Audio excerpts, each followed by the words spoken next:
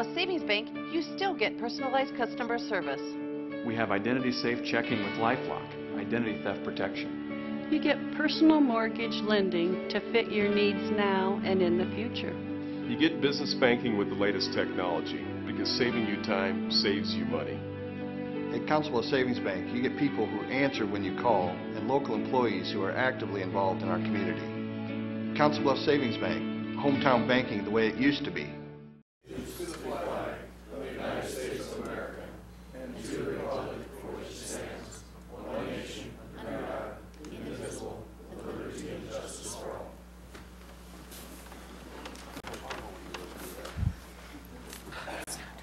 I'd like to call the meeting to order and recognize that 4 of the 5 council members are here in person, and I believe Lynn Brannigan's on the phone. Her flight got canceled, and she's sitting in an airport in Chicago. So, Lynn, can you hear us? Yes. All right. Can I get a motion for the consent agenda? So moved. Second. Any discussion on the consent agenda? Hearing none. All those in favor signify by saying aye. Aye. Opposed, same sign. Tonight we've got a proclamation designating February 23rd through 28th as America Saves Week.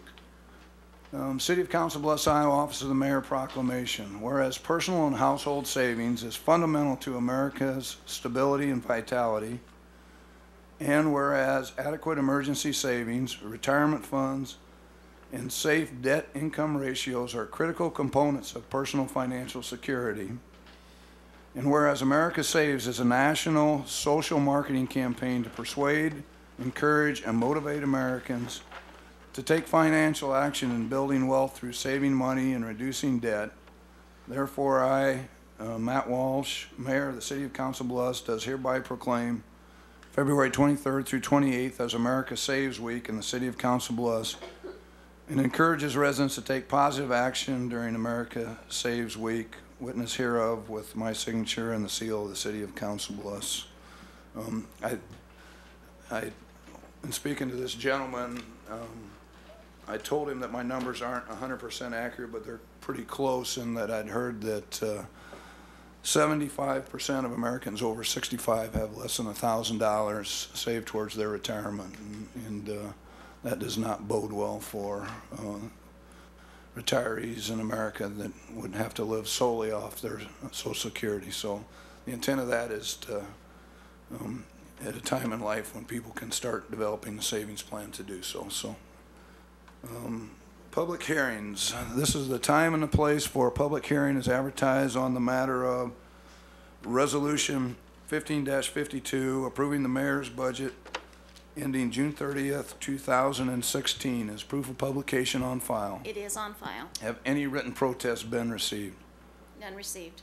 Is there anyone here who wishes to speak in regards to the mayor's budget?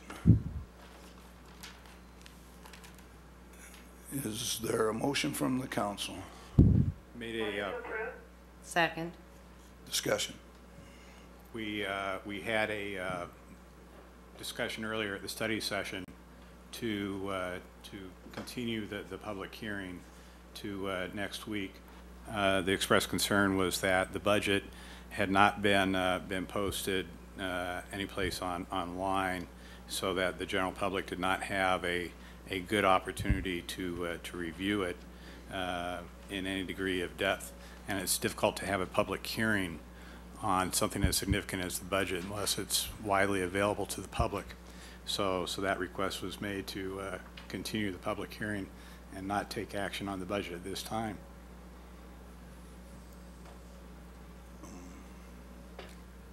I would just say that, you know, I always like for the public to have as much information as possible, and so putting the budget online is a great idea. However, the law was followed. It was posted in the newspaper. Copies were available at the library and in the clerk's office, but I'm not opposed to putting it online. Yeah. I think that's good to note that it was, there were copies available and we followed, but I have no issue with giving another 2 weeks to give everybody time to review it, and for those of us to really have a chance to look it over one more time and make sure that, I mean, I think it's a great budget. I think you've worked very, very hard on it, and I will commend you for working very hard on it, but I have no problem with waiting. So on that motion, I would make another amendment to table that motion until the next council meeting, after which time we will have concluded the public hearing, and we will be ready for a vote at that point in time on the budget, and we would still have met the state deadline of 15 March. Second. Discussion on the amendment.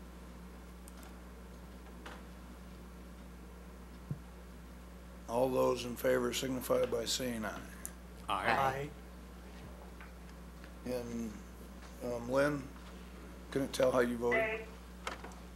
So it's 4 ayes and a nay is the vote. And so I assume that supersedes the motion to approve. All right, so we have extended the budget hearing until March 9th. Thank you, Madam Clerk. This is time and place for a public hearing as advertised on the matter of Resolution 15-53, approving the development agreement between the City of Council Bluffs and XTL Inc. Is proof of publication on file. It is on file. Have any written protests been received? None received.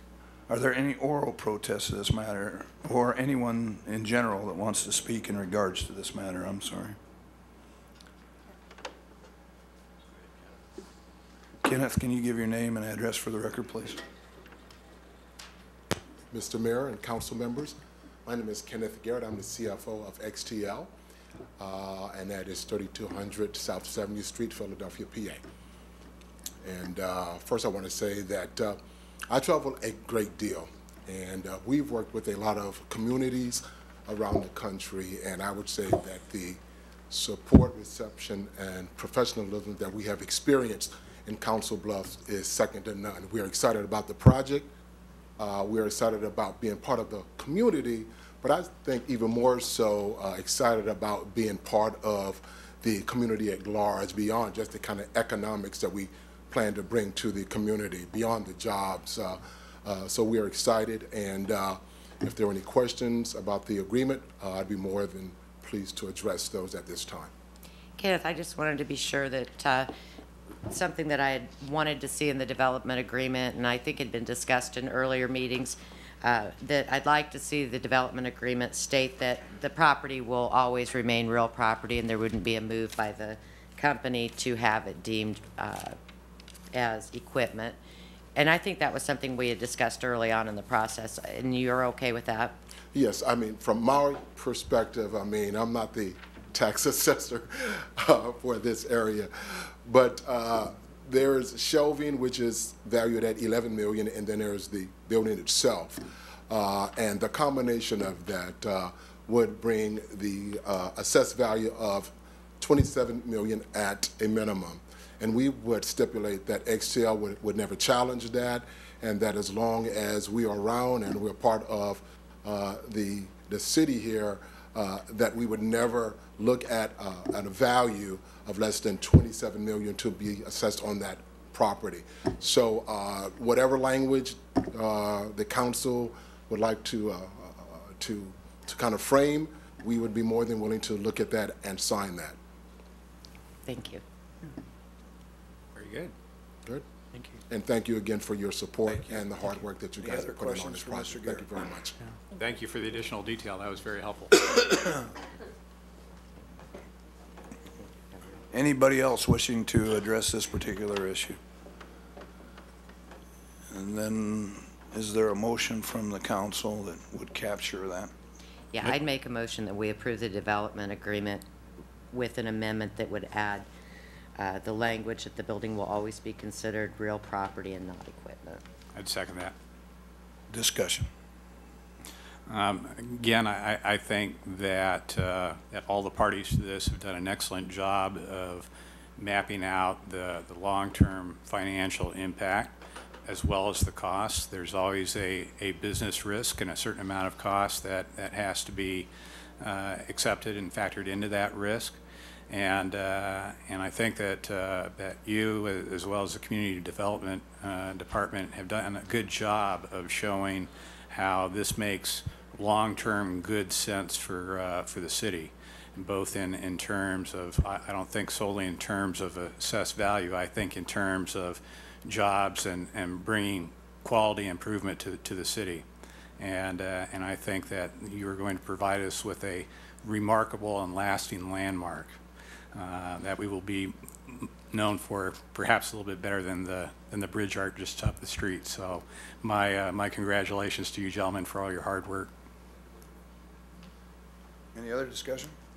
All those in favor signify by saying aye. Aye. Opposed, same sign. This is the time and place for a public hearing, excuse me, as advertised on the matter of Resolution 15-54, which approves the plan specifications in form of contract for Bass Pro Shop flat roof replacement project. Is proof of publication on file? It is on file. Have any written protests been received? None received. Anyone here who would wish to speak in regards to this matter?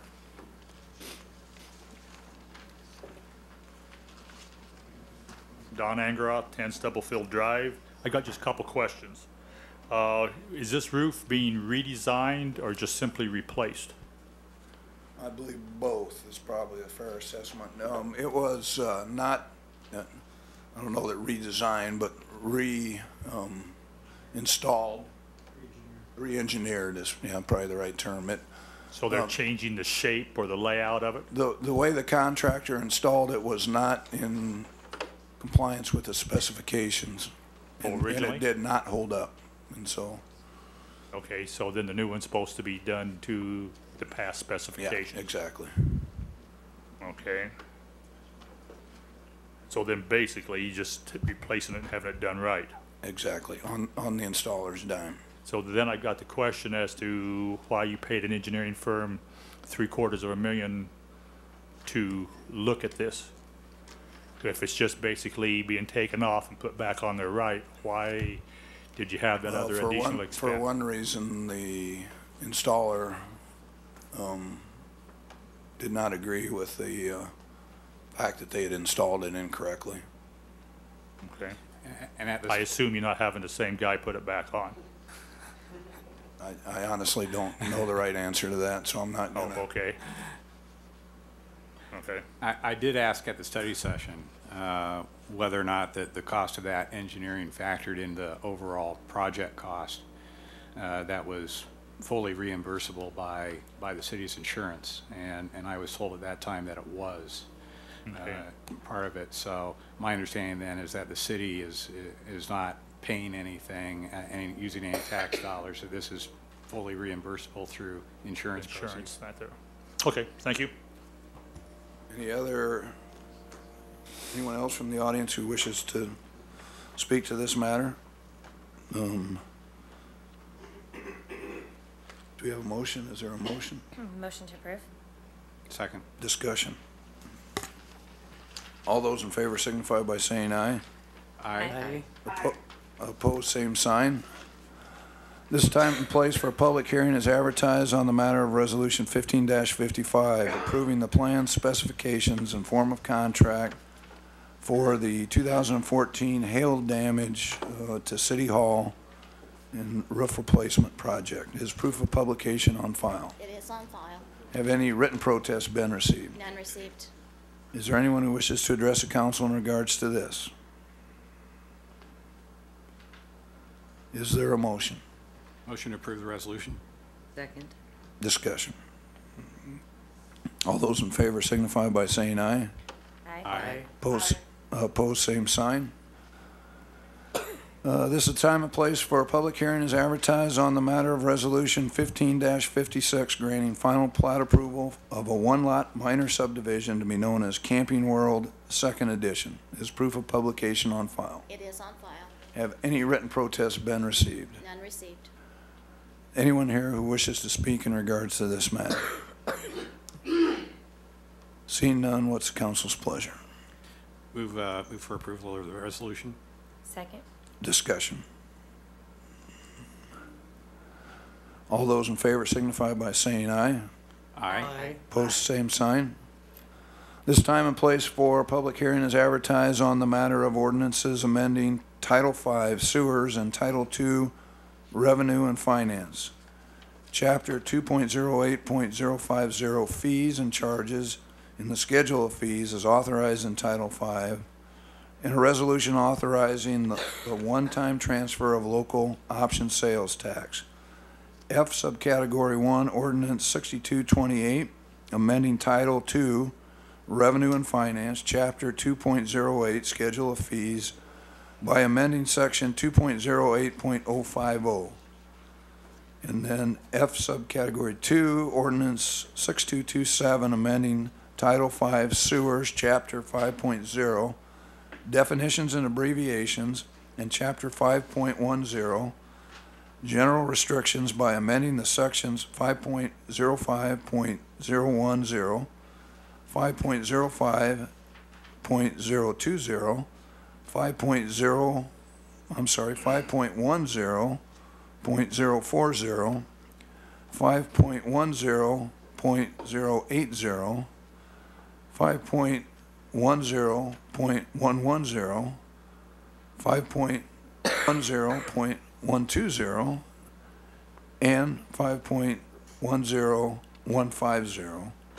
And finally, subcategory F3, a resolution 15-57, authorizing the one-time transfer of $3.6 million in local option sales tax, the acronym LOST, to the Sewer Enterprise Fund. Is proof of publication on file? They are on file. Have any written protests been received? Yes, the city clerk's office has received 2 letters in opposition, one from Tyson Foods and one from ConAgra. And do we need a motion to receive and file those, or? Motion to receive and file. Yes. Second. Any discussion? All those in favor signify by saying aye. Aye. Aye. Is there anyone here who wishes to address the council in regards to this matter? Pat, can you give your name and address for the record, please? Pat Baumger, ConAgra Foods, 1023 South 4th Street, Council Bluffs.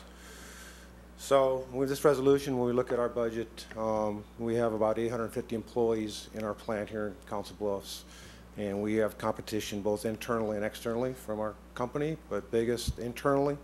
So in order to maintain the business in our facility, we have to be competitive within our own business, and this proposed rate increase will make us less competitive, and we could lose volume to another ConAgra plant, particularly in Russellville, Arkansas, which has open capacity to make some of the products that we produce here in Council Bluffs.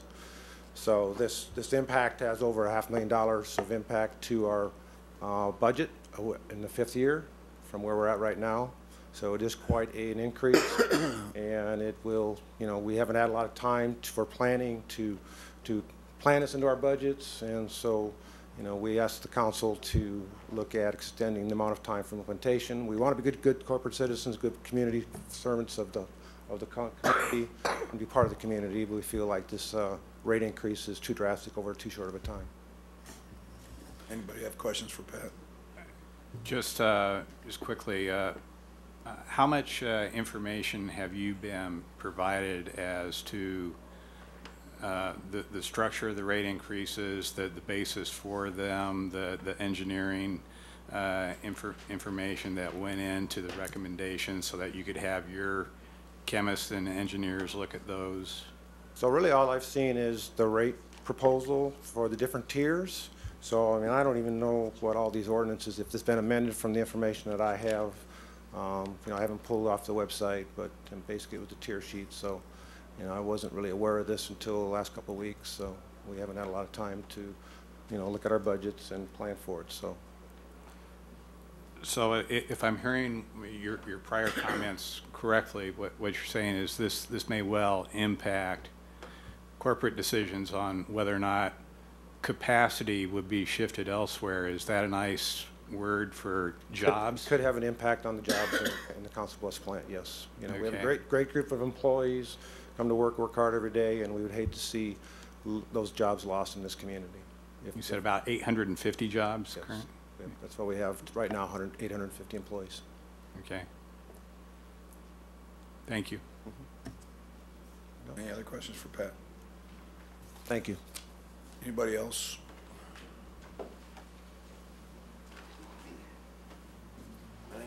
7480 Dodson Plaza, Ralston, Nebraska. I'm the Tyson Foods Complex Manager. And I have two obligations, one to my company and then one to the team members that work at the facility. We have about 1,100 team members, and that represents about almost 2% of the population of Council Bluffs. 4 years ago, I'm a Nashvilleian, I'm from Nashville, Tennessee, and I was brought up here for one reason, to make this plant a low-cost producer so that we can build the business here. 4 years ago, we eliminated the entire B shift here in Council Bluffs, Iowa, for one reason. It wasn't the low-cost producer. My plant in Nashville, Tennessee was the low-cost producer. We took all the business.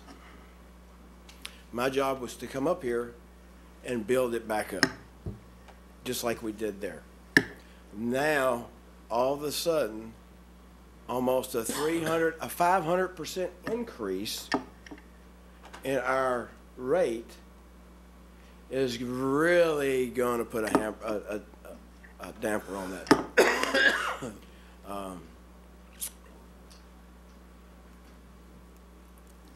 I don't know. We asked for data to back up why we're doing what we're doing as a city, and we're told, well, we'll have that data when we're finished. How can you make a good business decision without the data finished before you make your decision? I didn't quite understand that, and I'm still lost at those words. But you know, the people are the most important thing this city has, and jobs are the most important thing we have. And this could take jobs from this plant. And this city can't afford to lose more jobs, just as they said. That's all. I was had a question, and this might be addressed by ConAgra representative too, because they have locations all over the country. I'm also concerned about operating locations over in Omaha or just across the river in Nebraska, because we have to compete here in the local economy and the job market, not with Des Moines or Cedar Rapids, but with Omaha. How will those costs, I guess, relate or compete in business terms with those expenses currently being faced over in Omaha? Well, I don't know the exact numbers of the Omaha plant and what their exact rates are. You know, I wouldn't want to quote exact rates, but there are plants not even in the case-ready division, which is Nashville, Tennessee, and right outside of Dallas, Texas. But there's other divisions that do what we do that could take business from us. In Kansas, Nebraska, they could take business from us. Okay. They're a low-cost provider. Well, and you alluded earlier that, you know, that a shift was eliminated here previously, and then I guess being stood back up, and you said that things can be shifted around from one plant to another. So if there were a business decision made about operations, there could be I guess, a pretty rapid impact on the employment situation? Yeah, we displaced, like I said, it was 2010, 400 team members. 200 ended up being laid off, and the 200 were absorbed throughout the Tyson family. The people transferred to different places, but 200 people were laid off. Okay. Thank you, sir, for that clarification. Any other questions? Thank you.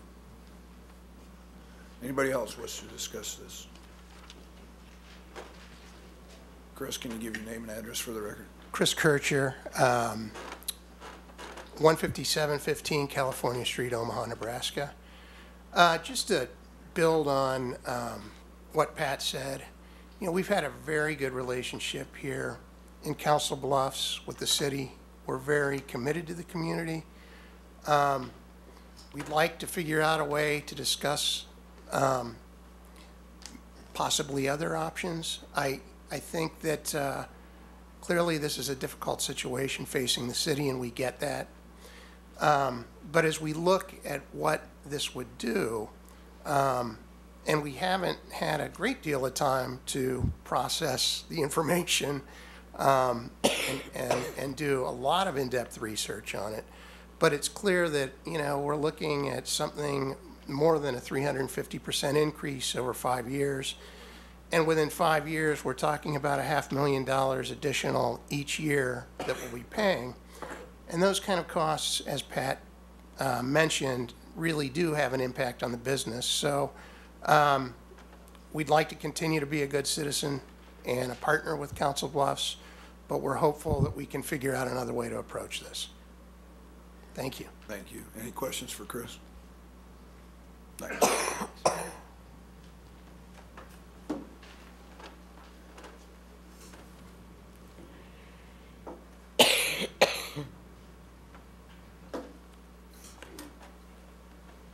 Hello, my name is Bill Holdren, 3204 Gold Rush, Council Bluffs.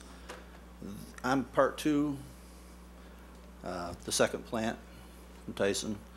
We're a prepared foods group. You're going to hear the same story here. So we, as some of you know, we've been working on an expansion here. Information like this comes in at wrong time for new jobs. That's part one. And something I struggled with when we met earlier, I started thinking, trying to put this in the way I look at things. And if I were to take any one of my customers and try to put even a 400% increase, I wouldn't have that business. So that's the things that we're faced with in budgets. The big thing is if this goes through in April, our budget shot for basically what we call water and waste. So we will not make our numbers. So, questions? Any questions for Bill? Also, I'd like to say, I don't know when the final report will come out, but that would be great to have for our company and other companies to really look at if we can help. Yeah. We have a lot of experts in the same field in wastewater. We're more than willing to look at it and help. Well, if you receive that after the point that the ordinance has been passed, will that still be as helpful to you? If everything's done, set in stone? Correct. Can I change anything at that point or help you at that point? No. Okay. Thank you, sir. We'll make sure you get a copy of it, though.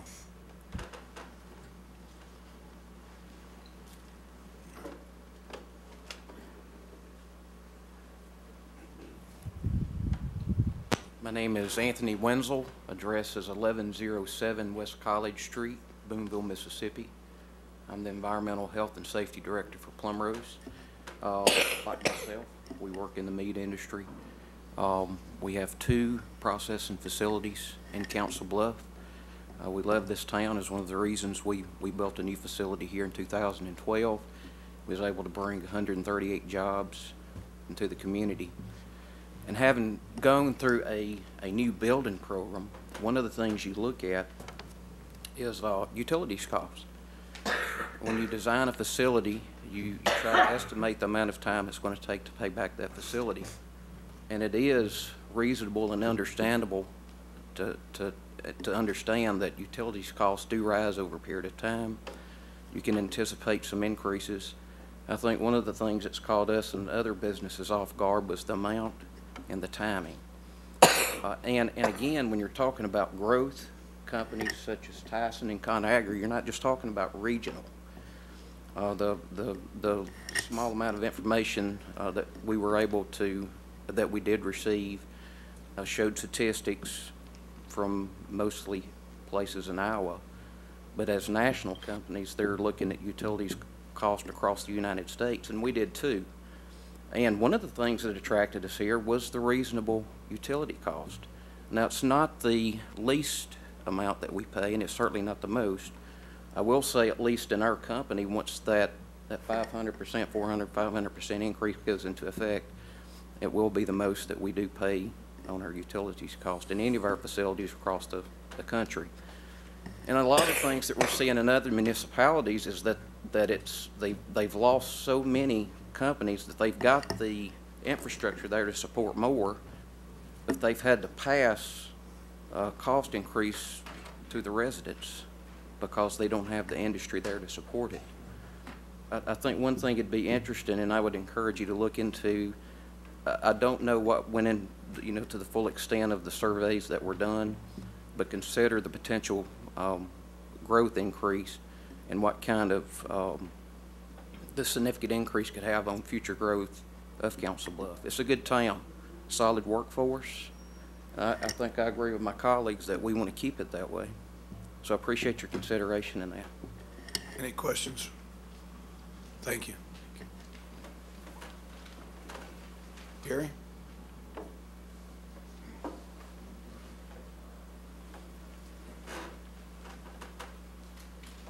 Mayor, City Council, I'm Gary Friedenbach with the Country Inn and Suites, 17 Arena Way here in Council Bluffs.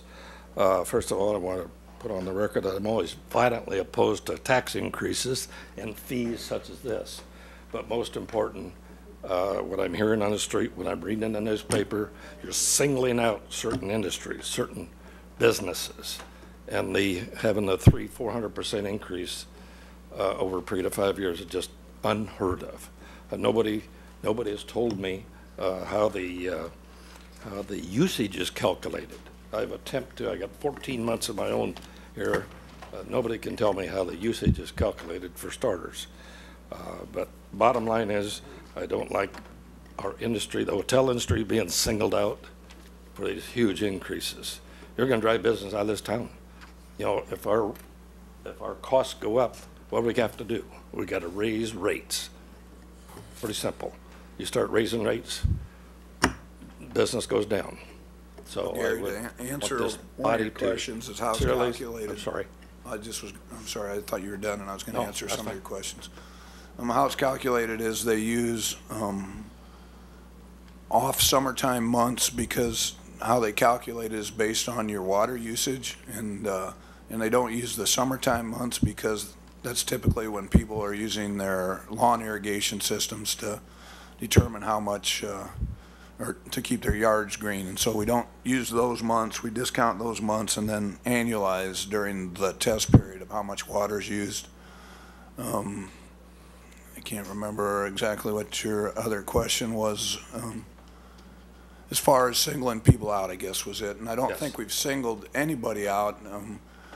The company that did the rate survey went through businesses and tried to do what's called equitable rates, not equal rates, but they calculated the cost of the infrastructure and then calculated the individual costs based on usage, and the individual costs were based on infrastructure. So if you're a residential neighborhood, you've got significant infrastructure in a residential neighborhood, it costs more to supply the service to a residential neighborhood. If you're a major user, you have one or two significant pipes that take care of the entire system, and so there's less cost there. And so there is some break, but not the break that has historically been there. And so I think the number we decided today that of the significant industrial users, they use 28% of the sanitary sewer system, and we're paying for about 9% of the cost. And so the analysis was done so that everybody would pay an equitable rate is how they've phrased it. We have a consultant, CDM, that came in, did analysis, did projections on a pro forma basis for the next 5 years, because it's a 5-year rate environment, rate increase, and then made recommendations. And one of the things we need to be cognizant of is that it's supportive in a court of law in case somebody would come in and object to it, and we need to prove up our methodology. And so there is methodology behind it. The gentleman said they don't have the final report, because we actually don't know. There has been no rate structure approved by this council yet, and once there is, I think a final report would be available. But how are we getting, the newspapers got throwing out some numbers? How is that happening then, if what you just said, Mayor? Well, it's based on what the cost of the system is. There's about $1.6 million shortfall currently on revenues versus what the, I'm just telling what I know. You can nod your head back and forth all you want, but and I'm not talking to you, I'm talking to him. There's $1.6 million shortfall in revenues versus what the expenses are. And so what the paper's reporting is a proposed rate structure that we said would cover that shortfall. And so there are many ways to skin the cat.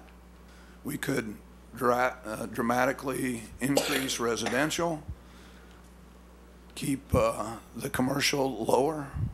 We could, but what we're trying to do is what's fair across all classes, and so that's how it's been proposed.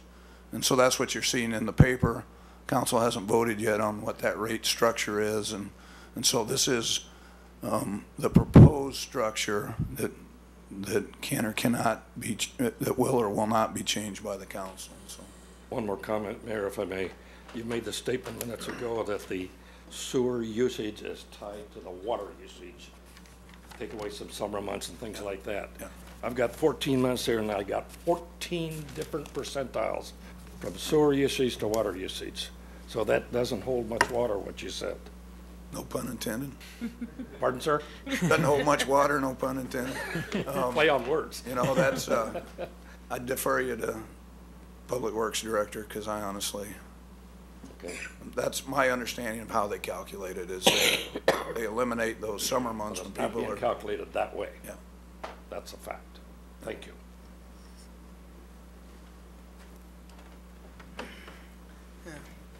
My name is Christopher Patino. I live right over here at 505 South 6th Street, and what you ought to consider is what's protecting the sewer and the water lines of the roads themselves.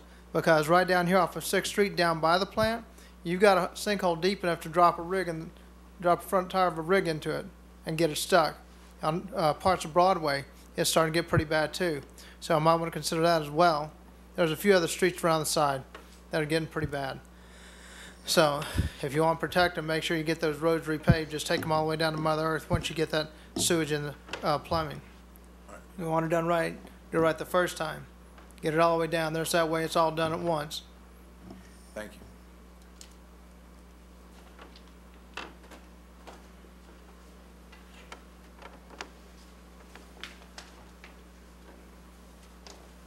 I'm not leaving, just Roger. Ron Teacup, 56 Lakewood Villa. And I'm supportive of this type of ordinance. I think there's a lot of things to be worked out yet, but the thing I would encourage the council is to utilize the water rates, the sewer rates. It's one thing the city has that you can wrap your arms around and charge people based on what they use by some kind of formula. I don't want to see it backfilled from some other method. If it has to be for a shortfall, possibly, but long term, it's water and sewer are things that we can measure and kind of tell where the water's coming from, who's using it, and who pays for it. And that's one of the fairest ways we can have a usage fee or taxes. That's what I always encourage, is just to keep that in mind when you're going through this. That's all. Thank you. Anybody else?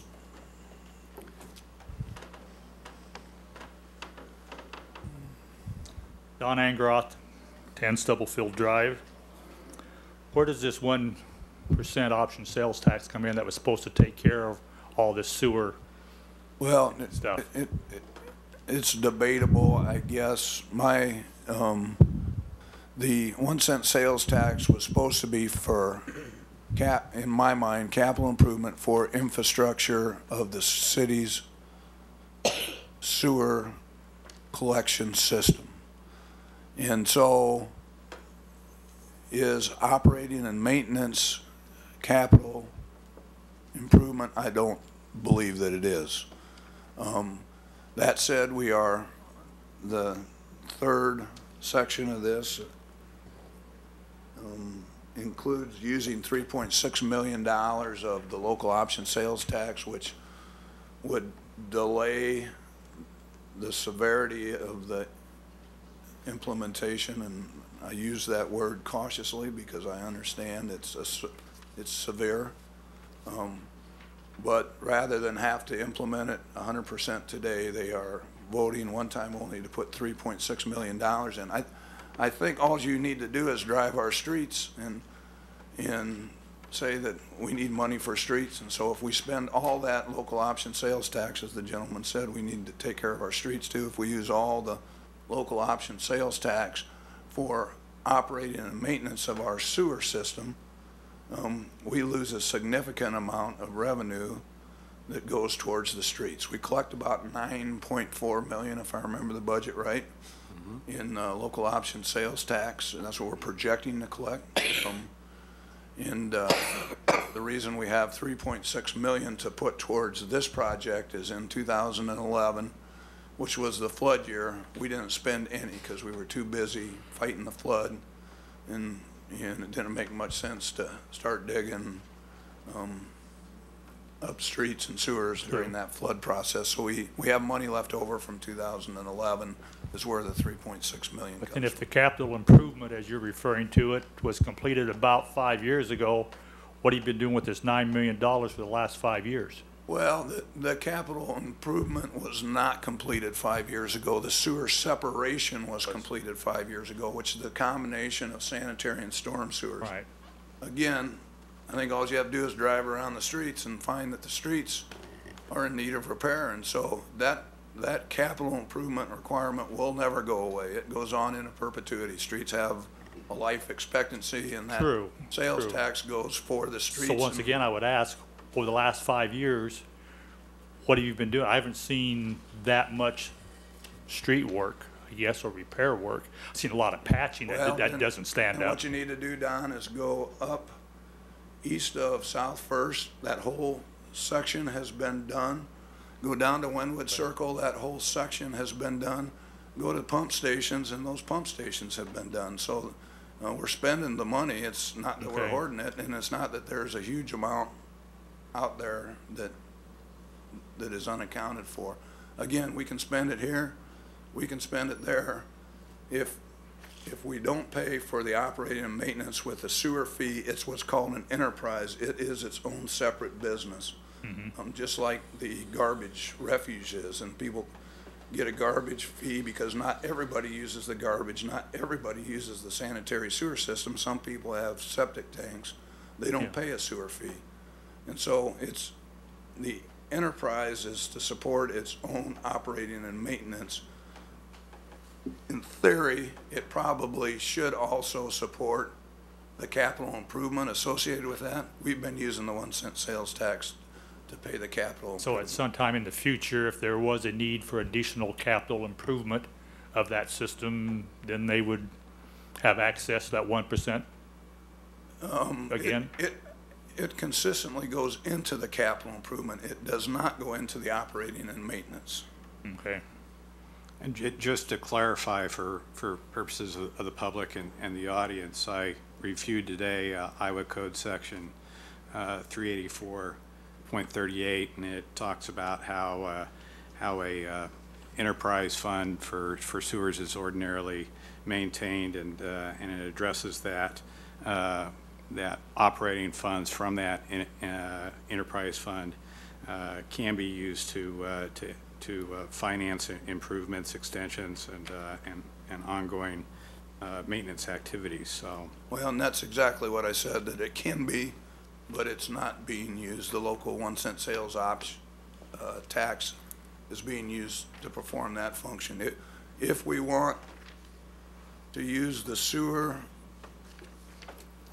rental rate fee to use capital improvements, then we need to raise the rate higher. Okay, thank you.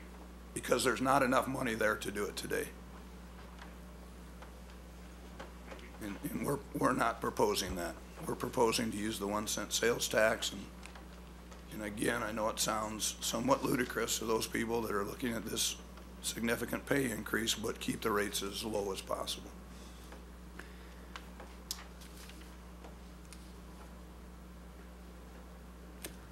Anybody else wish to address the council? Greg, you?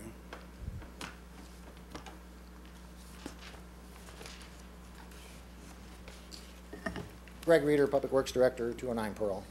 So as we've been discussing for several weeks now, that the sanitary sewer system, the enterprise system, is not generating enough revenues to cover expenses.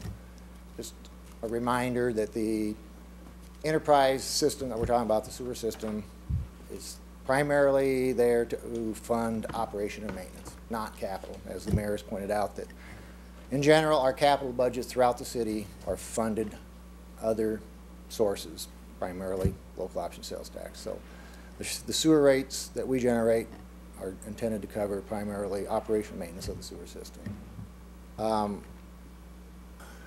Approached the council and had several discussions on not only do the rates have to be increased to cover our expenses, but there's the whole issue of equity that needs to be addressed. Currently, if you're a large industry in this community, you pay 1/5 the unit cost that a residential user pays. So residents are paying 5 times the unit cost that an industry pays. At one time, the community made a decision as a policy that was the way they were going to set their fees. I've encouraged the council to consider equity, and that's what's proposed for you now.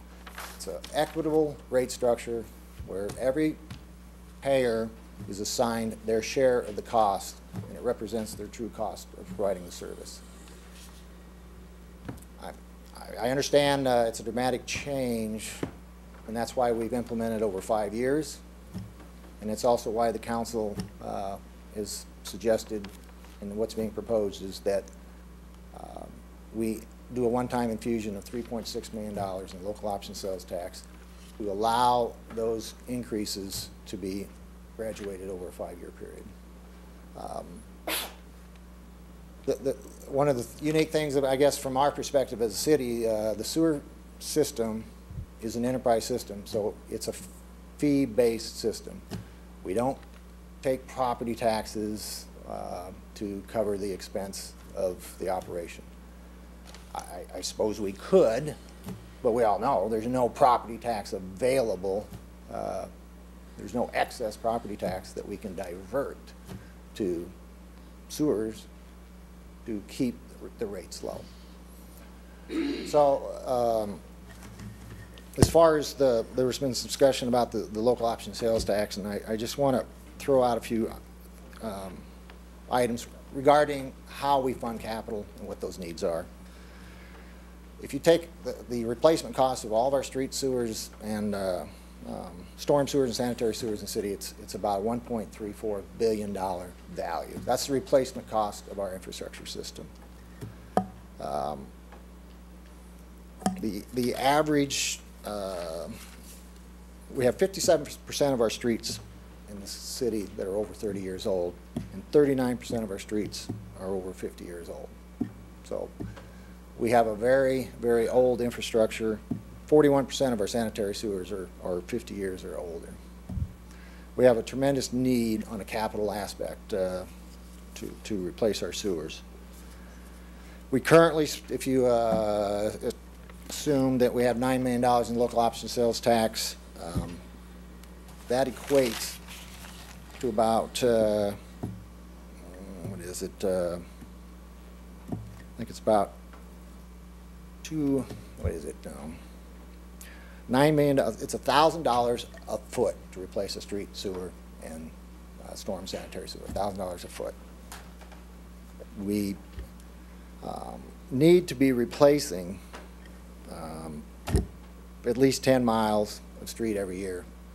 We're replacing closer to 2. So we're falling behind every year faster than what we're replacing them. So my point is, we really don't have the luxury of diverting our capital funds to day-to-day operations. We have $11 million in public works funds for our daily operations. Roughly $5 million is coming from the sewer fund, and about $6 million from the road use tax. Road use tax goes to street operation and maintenance. Road use tax does not fund capital improvements. Local option sales tax does. And the same goes for sewer. Sewer fees are for operation and maintenance, not for capital. So with great reluctance, I guess I'm presenting to the council the one-time transfer of the local option sales tax, because it really is something that we don't want to do on a permanent basis. The needs for capital are so great that if we were to divert $1 million, that's 3 blocks of total street reconstruction. So that means somebody out there is not going to get their block replaced if we divert funds to operation and maintenance. I think that's it. Any questions for Greg? No, Greg, just, I think, and I've asked you this before, but just ask it here tonight. If the council chooses not to vote for an increase, what would that mean for the city of Council Bluffs? Well, I would assume we would have to come back to the council for some revenue from some other source. I don't know what that would be, because all those funds are currently being purposed to some other activity. So we would truly have to cut some service and divert funds. If we don't do that, then we would go bankrupt, I guess. I don't know what the outcome would be. If we can't pay our bills, I'm assuming we can't continue to operate. And Dick, is this, it's not a, we have a bond, it's not, is it a revenue bond? But I assume that even though this is an enterprise that is supposed to be operated independent of taxpayer dollars, if the revenue is not there to support the enterprise, I assume that the city must stand behind the. If it all depends how it's sold. Sometimes they're sold as general obligation bonds with a revenue source earmarked. But with this entity, I'd have to believe that they're just pure revenue bonds, which means that if there is no revenue to pay them, we just default on the bond. Yeah, I believe these are, the loans you're referring to are through the state revolving fund loan program, and those. Those are the funds being referred to here? Not by me. The state revolving fund is what you're referring to? Well, I was speaking in generality for if we continue to run at a deficit, at some point we go broke, but I think Dick was talking about this state revolving fund. So I contacted Mr. Siebold at the Iowa Revenue Authority and asked him about that, and I was instructed by him that as long as the city could show a funding line in its budget, it really didn't care where that revenue was coming from as long as it was budgeted, so that there was not necessarily a hard and fast requirement that it come out of enterprise fund revenues. I guess the question is there an obligation from the city that shows? Yeah, that was my question. That's what I don't know for sure. If all we've pledged is the revenue from the entity. Now, yes, we do have other funds that we could tap, i.e. sales, our local option sales tax, which we're planning on utilizing here. And if we continue to do that and stay in compliance up with our payment schedule, we're okay. Well, we're in compliance with the payment schedule, but not with the reporting requirements, because we're supposed to have that fund for that sinking account and report that back to the state with the particulars on that funding. And 3 times we have pledged to do that, and we still have not done that. Well, and that's what we're attempting to do here tonight. There's new management in charge, and and found out about this last year, hired the consultant. We're trying to make the appropriate changes. I think, in somewhat deference to what you're saying, that there is a loan covenant associated with that bonds that says that revenues need to exceed the annual debt service by 1.1 times. In other words, there should be a 10% cushion over the annual debt service. My understanding was that IFA was not keen on using local option sales tax because sales tax can vacillate depending upon the economy. So if the economy's strong, sales tax is strong. If the economy gets weak, like in 2008, sales tax goes down, and so it's not reliable source of repayment. So they wanted to see that source of repayment be rental fee driven. Now that said, are they going to come call our bond if we're current on it? Probably not. But, and again, as you know, the state auditor, I saw it last year. If you say it's been the last 3 years in a row, the state auditor has called us on it and says you're not meeting your debt service requirement covenant in your bonding. And so that's what the attempt here today is to do, to get back in compliance. And how we do that has to be driven by fees. How you structure the fees is somewhat up to you.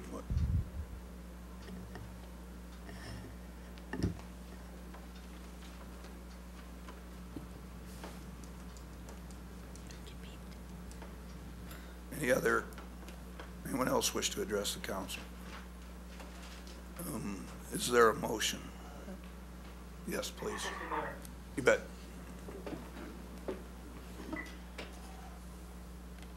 Dan Reese, 127 Glen Oaks. I'm one of the single-family dwelling homeowners that apparently have been paying more than our corporate citizens on a per capita basis. In any case, as I've listened to all this tonight, I'm trying to sort it out. It's a little bit like a Shakespeare play with too many characters, trying to figure out the motivation of each one. But let me see if I can recap this, and maybe you can set me straight if I understand it or not. We have corporate members here who, collectively, if my math is right, represent more than 2,000 jobs in our community. Correct. They're in a part of the corporate industries that have a great deal of wastewater management specialties within each of their businesses. Correct. They just found out about this through a notification that went out, I don't know, a week ago, 2 weeks ago. So they haven't had a lot of reaction time to run it past their own experts. They've got relatively new investment in our community. 2012, I heard, for one plant just being built. So they're heavily invested here. They do have expertise to offer. They've offered it as they were talking. I think that they want to stay here, or else they wouldn't have come here in the first place. They seem to be very intelligent people with a lot of expertise, both business-wise and technically wise, as far as this particular problem goes. They deal with it all the time, all over the world, in the case of ConAgra and maybe Tyson, but certainly all over the country.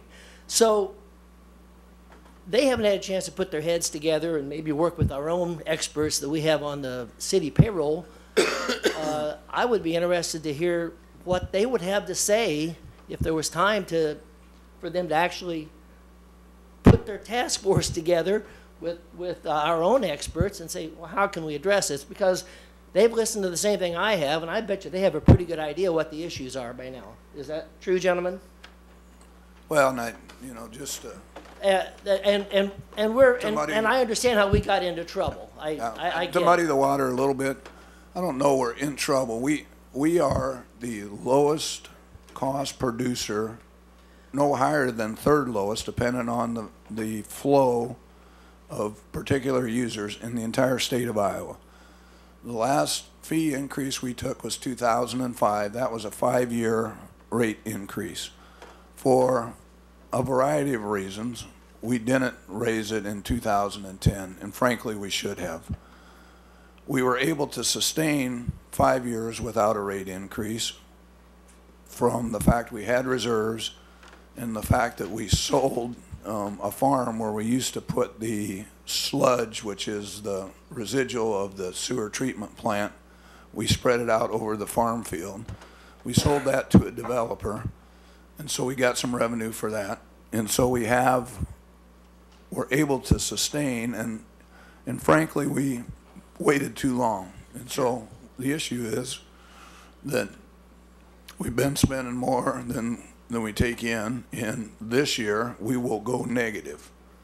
And so, in the short run, the alternatives are various depending on who you want to charge, and frankly, we could raise your residential substantially and keep theirs low, and so. And you've already this told me isn't we're an paying easy- more than yeah, they are yeah. as far as usage. But you won't be when it's done, and it's through no fault of theirs. It's just how the rate structure was in those days. Well, that's part of It what was kind of an attracted them. economic development recruitment tool, and now it can have the adverse effect of driving business away. So it's not an easy call. Everyone up here has asked the same question. We value our businesses. There are good corporate. ConAgra is a sponsor of the Los Fest, and we're very thankful for that, and we want to do right by them. But by the same token, we got to cover our costs, and so Sure. we're willing to listen and adjust accordingly if we can, I think. But I think a fair deal is not a fair deal unless it's fair to all concerned. But in any case, I understand, Mr. Mayor. We've been operating at a loss, and you're the guy that was just elected, so you inherited this. And you have my sympathy, and you also have my gratitude for dealing with it. That makes one of you.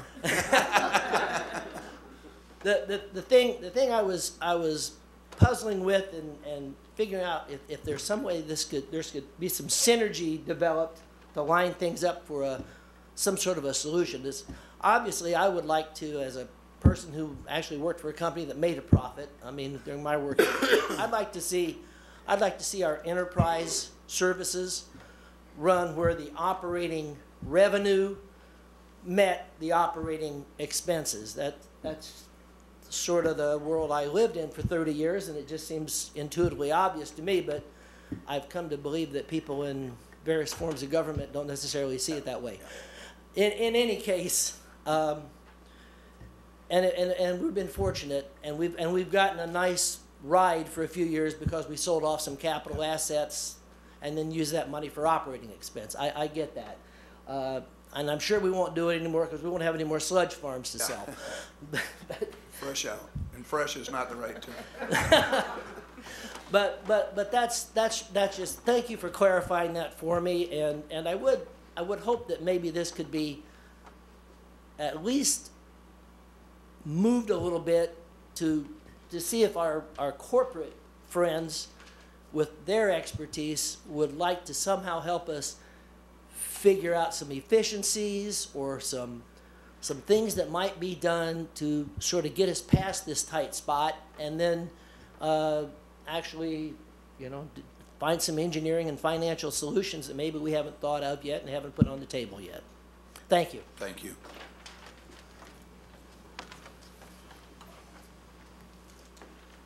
Mark, name and address for the record, please.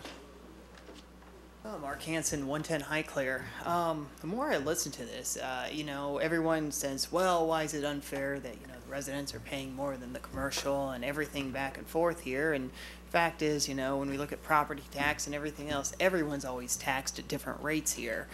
So we might have commercial less for one tax, but they're paying a lot more in another. I'm pretty sure nobody in this town is a $27 million house, but yet they're going to be paying, property tax on $27 million. So there is a significant by our corporate partners paying for things here. As an individual homeowner, and an economist, I see no way that I'm not going to be paying this increase no matter what. If we tax it to Tyson Foods, who I believe has the highest bacon producing plant in the U.S., I see, yes, I like bacon, which means I'm going to have to pay more for my bacon. So if I don't pay my taxes directly to Council Bluffs City Water, I'm going to be paying it in the form of bacon where they're going to cut that check. So I'm going to be paying more either way. So while we're arguing, well, they should be paying here or there, well, in essence, it always comes back to the end consumer is the one who's going to be paying the tax. And if that's the way it needs to be, and I applaud, they're reaching out to trying to find a better solution, find efficiencies. I would assume part of this fee, like additives we add to our water, would also be included in the budgets.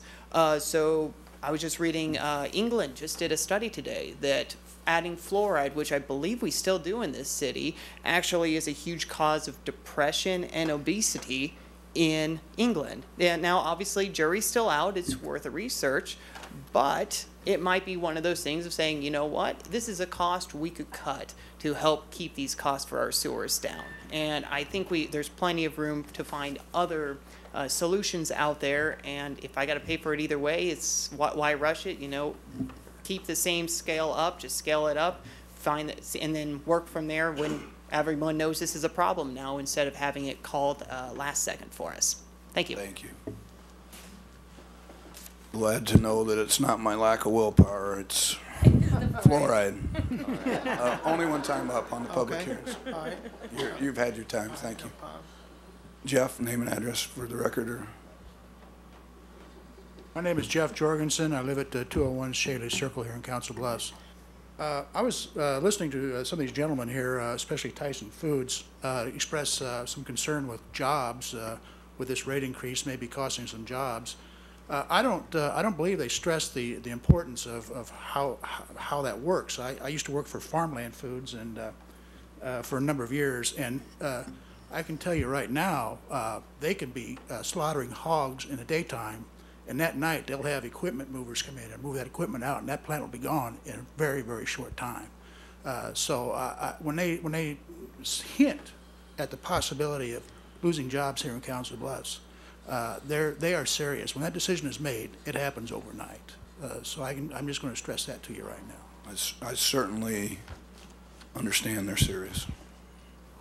We all do, I think. Anybody else? Anyone from the council? Or is there a motion? I'm sorry. I would make a we don't have a choice. We have to do something with the sewer fees. I think that's obvious, and like the mayor said, you know, it's how you do it.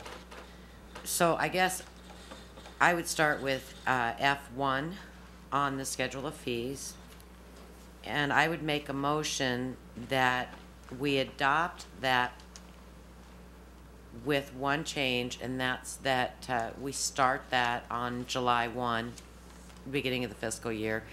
It's probably not going to help that much with the budgets, but it does give a little more time, and I think that's the most I can come up with. So that's my motion. And then if there is an opportunity for some of your experts to give us some guidance, we certainly have some time then to take that into consideration.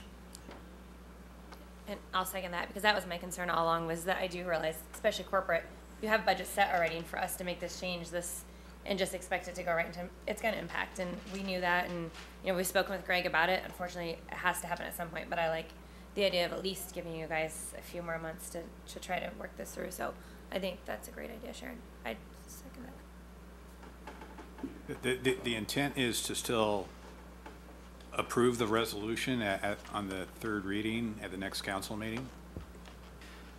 My motion. Or the ordinance, I'm sorry. Is to approve the ordinance F1 for the schedule of fees with the amendment to that it would begin on July 1.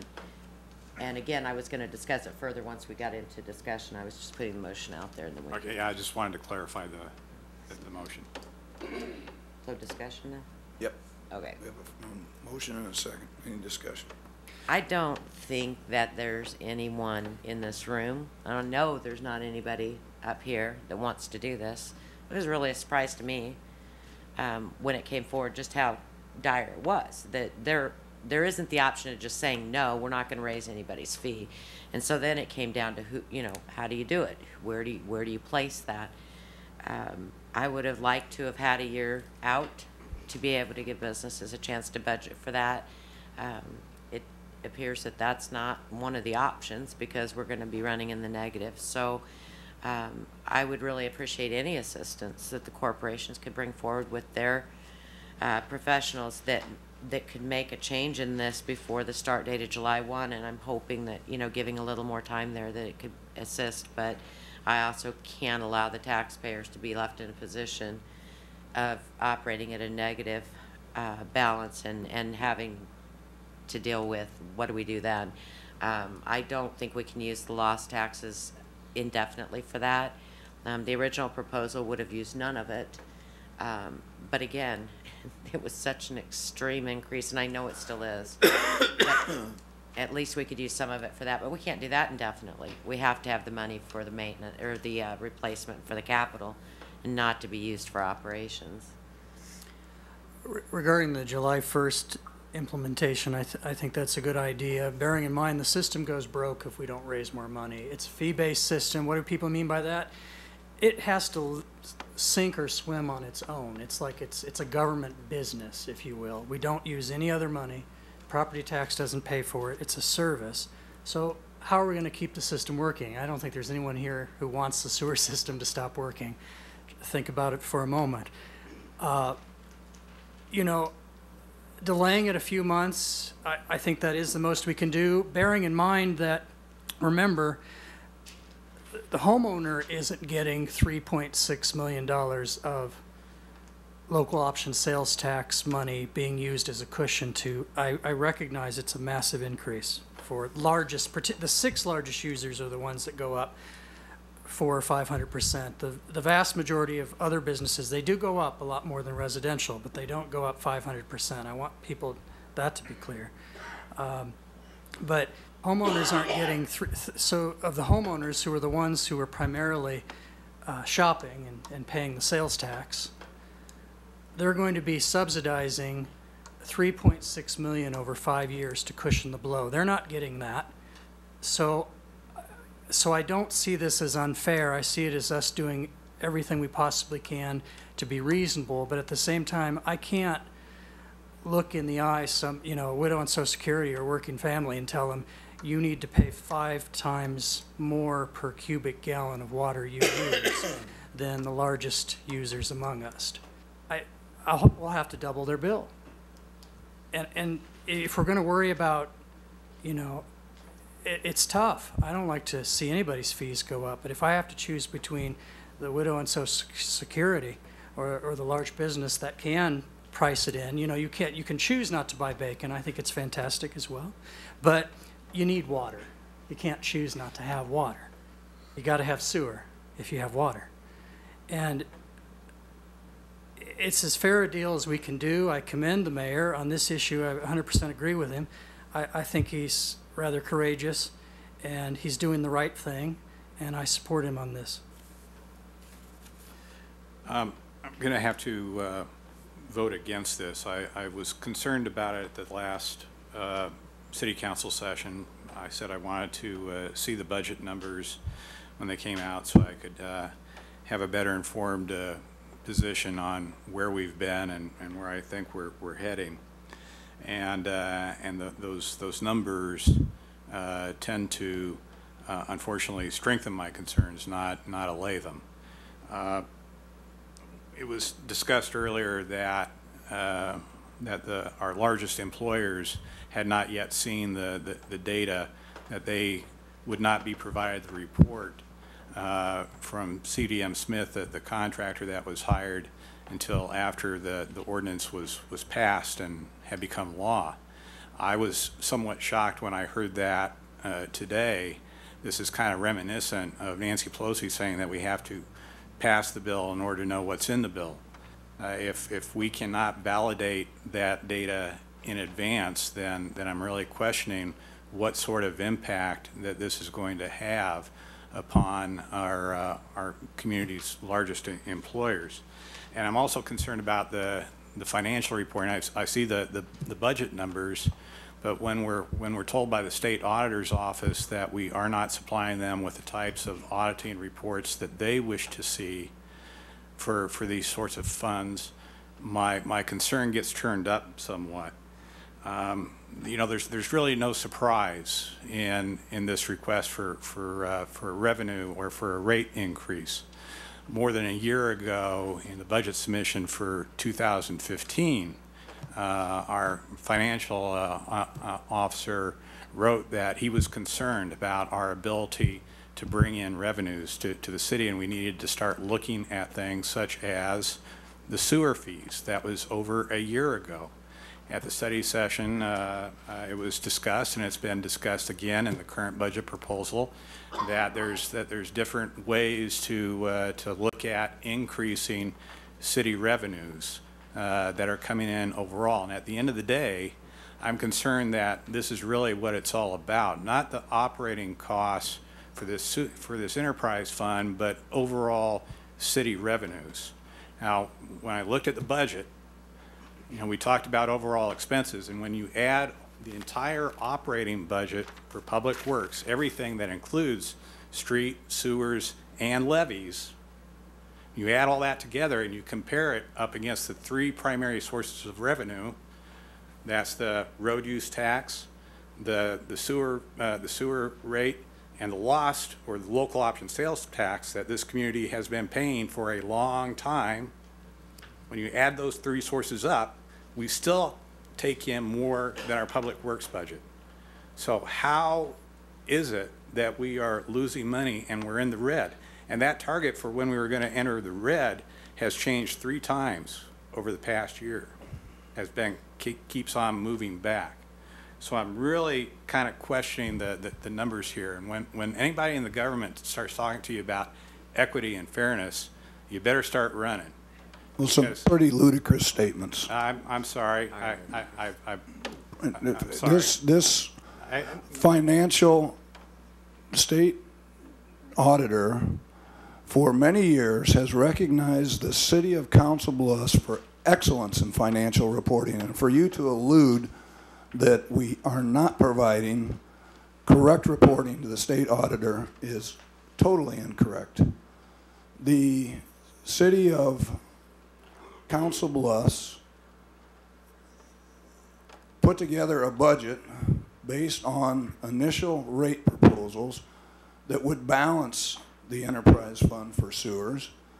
And so you look at the budget and say, well, they're balanced, we don't need the money. Well, it's because we put in there an adjustment for increases. I'm sorry, here's the auditor's report right here, and there's her note talking about our lack of accounting on the sinking fund. Back to my concerns that I was expressing.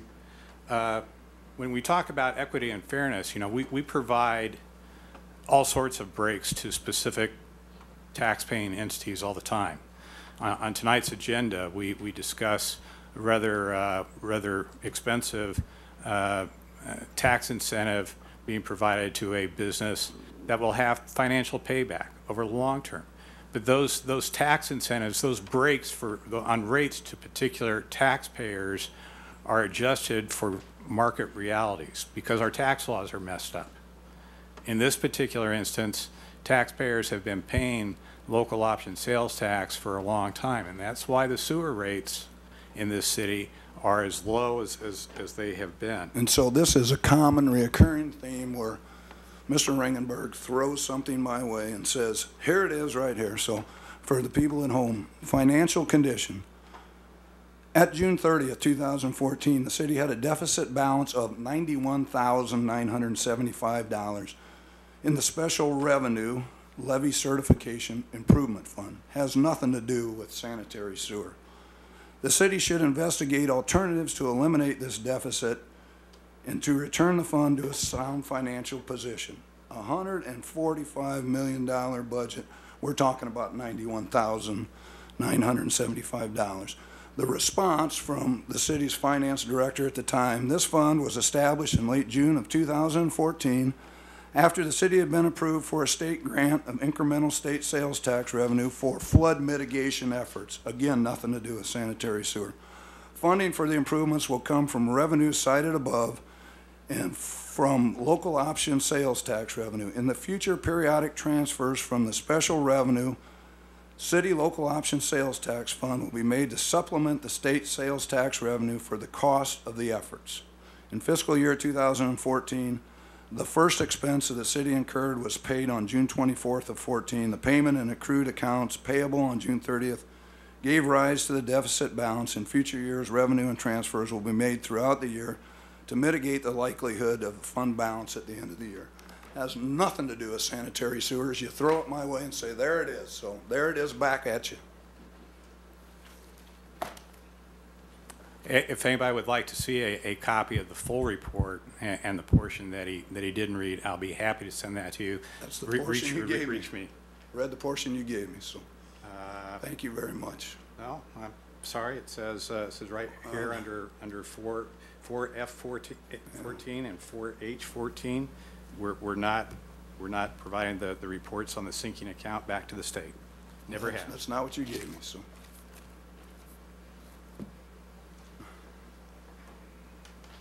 Any other discussion? I just want to add something. Can everybody hear me? Hello? Go ahead, the mic's at the phone. Okay, first of all, I didn't want you guys to forget that I was still here.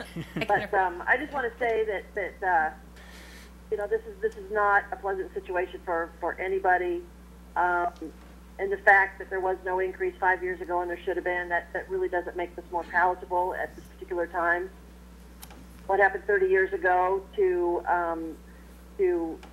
commence the sort of inequity in the rates, I understand the reason for that at that time. And I think with the situation, the financial situation we're in right now, it seems that our hands are really tied and we have no choice, but we have to pass on the increase. So I do concur with the amendment to bring this out to July 1st in case there's any way to come up with another implementation process. But at this time, you know, based on the numbers and based on just on the situation, it's just an unfortunate reality. And so I will have no choice but to vote in favor of this. Any other discussion? And we're going to take these individually. All those in favor signify by saying aye. Aye. Opposed, same sign. Nay. That's a 4-1. People at home sometimes say they can't tell how people voted. So F2 is any discussion on, or is there a motion on F2? Make a motion to approve. Motion to approve F2 and F3. Is there a second? Are we doing them separate though? No, we're doing them separate, Lynn. Oh, okay. So I'll second F2. Discussion on F2. Just for purposes of folks at home that may be wondering what that's about, to boil this down to its simplest, there's been a period of years that the regulatory requirements for permitting have not been updated. Science has marched on, unlike economics. So we have better data, better experience to go off of, and best of all, we also have the Iowa DNR to tell us what we must do and how we must do it. So we are updating the regulations in order to be in compliance with their requirements and be a little bit more up to date. Any other discussion? All those in favor signify by saying aye. Aye. Opposed, same sign. And finally, F3. Motion to approve F3. Second. Discussion. This is the $3.6 million transfer from the local option sales tax into the sewer enterprise fund.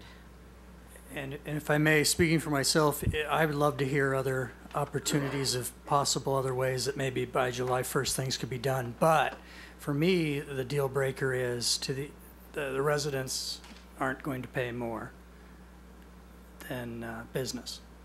In my mind, that has to stop. Just so you know where I'm coming from. If you're planning, I think it's only fair for me to tell you where I'm coming from. Any other discussion?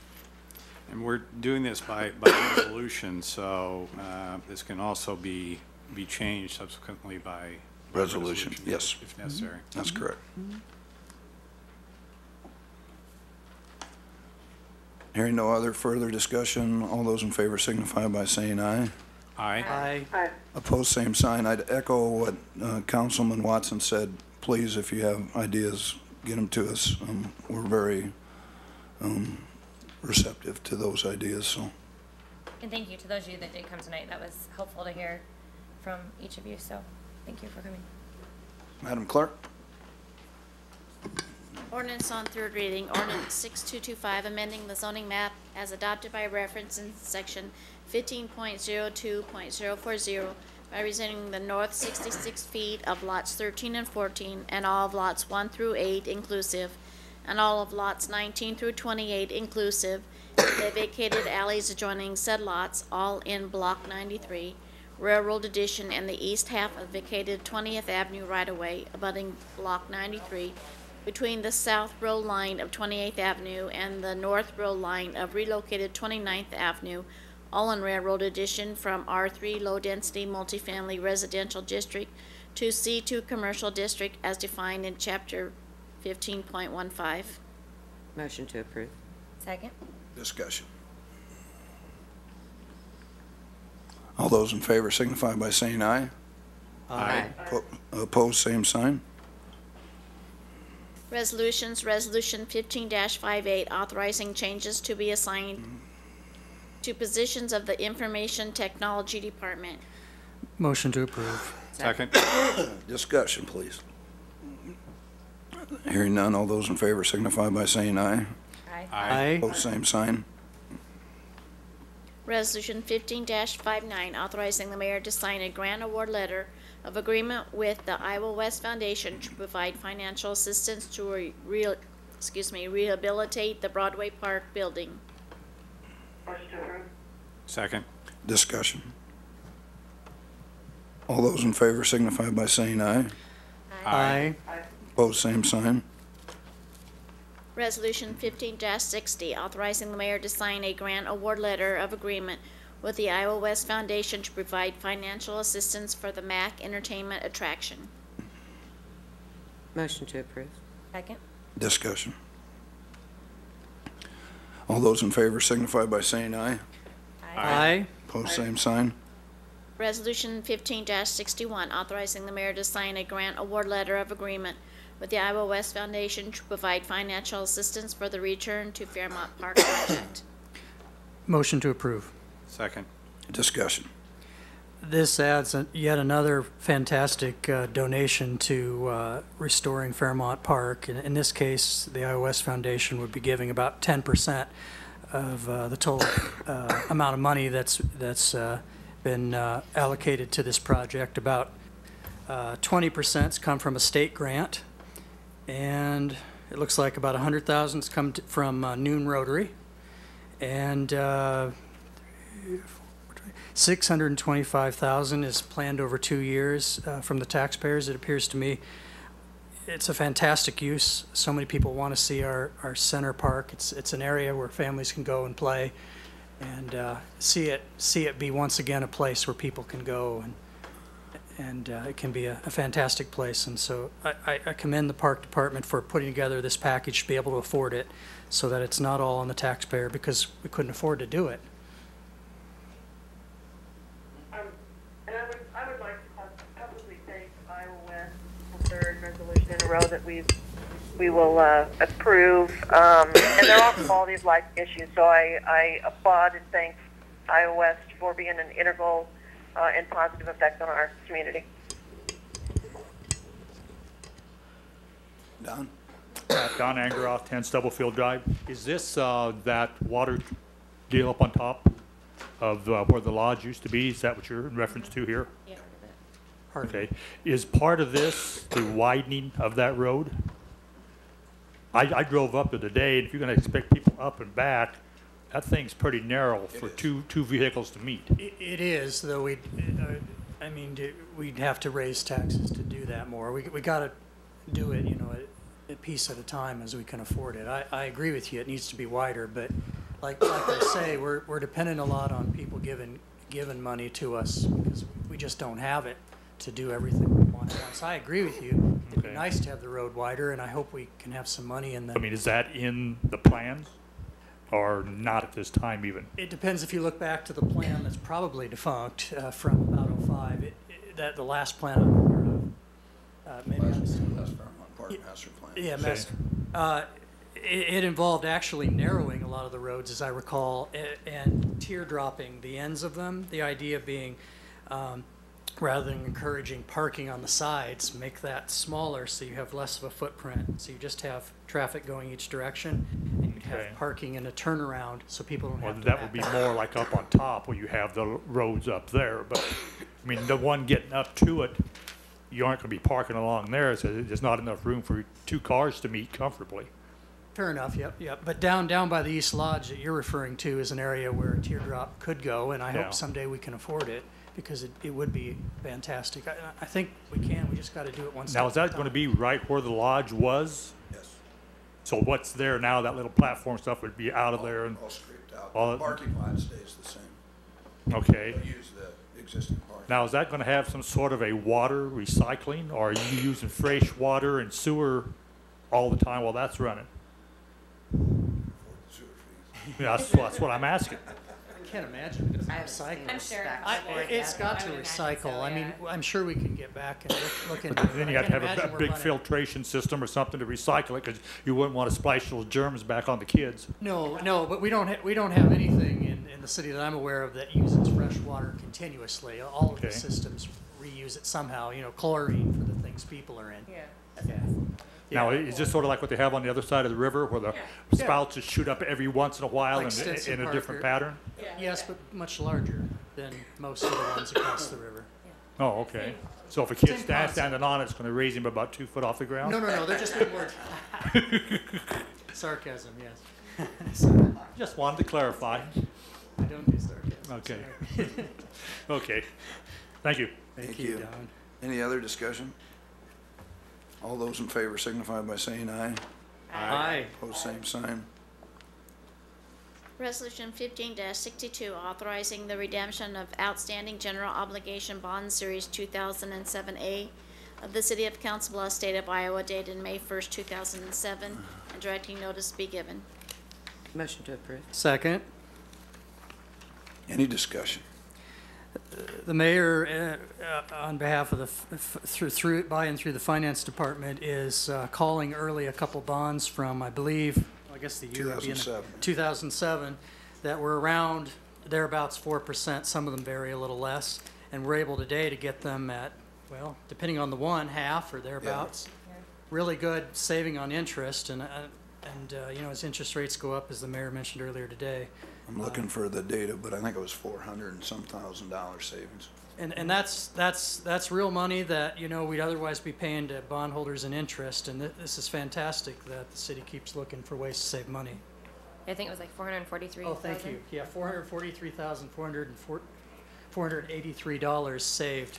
And that's money we'd otherwise lose every penny of to interest, and so, fantastic.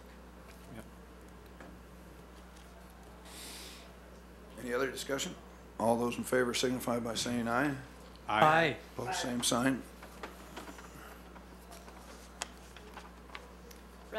Resolution 15 whoops, excuse me. Lost my place here. F. Resolution 15-63, authorizing the redemption of outstanding general obligation bond series 2007B of the City of Council Bluffs, State of Iowa, dated May 1st, 2007, and directing notice to be given. Motion to approve. Second. Discussion. All those in favor signify by saying aye. Aye. Pose same sign. Resolution 15-64, directing the sale of $8,582,977.60 at 2.4195% for general obligation bond series 2015A to Robert W. Baird and Company Incorporated. Motion to approve. Second. Discussion. All those in favor signify by saying aye. Aye. Pose same sign. Resolution 15-65, directing the sale of $4,026,105.55 at 1.3382% for general obligation refunding bonds, Series 2015B to Hutchison, Shockey, Early and Company. Motion to approve. Second. Any discussion? All those in favor signify by saying aye. Aye. Same sign. Resolution 15-66, approving the CWA contract for the period of July 1st, 2015 through June 30th, 2018. Motion to approve. Second. Is there a discussion? All those in favor signify by saying aye. Aye. All the same sign. Applications for permits and cancellations 8A, B, and C. Motion to approve. Second. Discussion. All those in favor signify by saying aye. Aye. Madam Clerk, was there anyone from citizens that requested to be heard? Yes, there was a letter received by the city clerk. I would like to request the city council to receive and file the letter submitted by John and Claudia Vergamini. Motion to receive and file. Second. Any discussion? All those in favor signify by saying aye. Aye. Anyone else requesting to be heard written? If not, Mr. Angaroth. Don Angaroth, 10 Stubblefield Drive. I feel the need to bring forth an observation. I do not really want any response to this because it could, I just rather you just listen a little bit to what I want to say here. Recently, we stood before you here in trying to work out a different arrangements for our rental inspections. I understand that the city, lots of times, health department is what I'm in reference to, goes around to different parts of the city and looks for minor violations and sends out notices and stuff. However, 3 of the people that stood up here and voiced objections to the change of the rental policies had their properties had notices sent to them. These are spread throughout the entire city. So the chances of your health department taking one section of the city and going through and looking things over, and then another section going through, this is all over the entire city. So I guess I feel a little bit put out, and I think it's awful curious is that 3 of these people that stood up here had their places picked out, which to me sounds like somebody gave them the list of our places and they specifically went around to our places looking for problems. I don't like to see this type of stuff being done here. I don't think it's the professional way to do it because somebody gets up and voices their opinion on how things should be done, but it does look very curious to me. All right, I will check into it, Don. I don't think that, while it may appear, and we talked a little bit about cause and correlation, just because of the cause, there may not be correlation, but I'll find out because I'd agree with you. That's not what we're about. And so okay, I'd appreciate I'll look that. into it. Thank you. Yeah, it's absolutely not what we're about, and I don't think anybody would condone that behavior. No, of course not. Anyone from the council?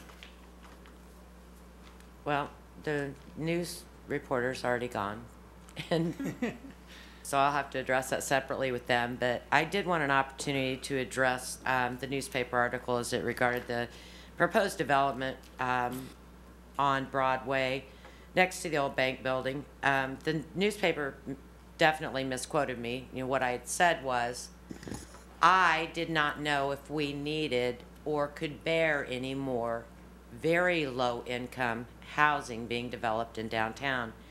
And in fact, what I was quoted as saying was, I didn't know if we needed any more housing downtown. Well, anybody who knows me knows that I'm all about development and all about housing downtown.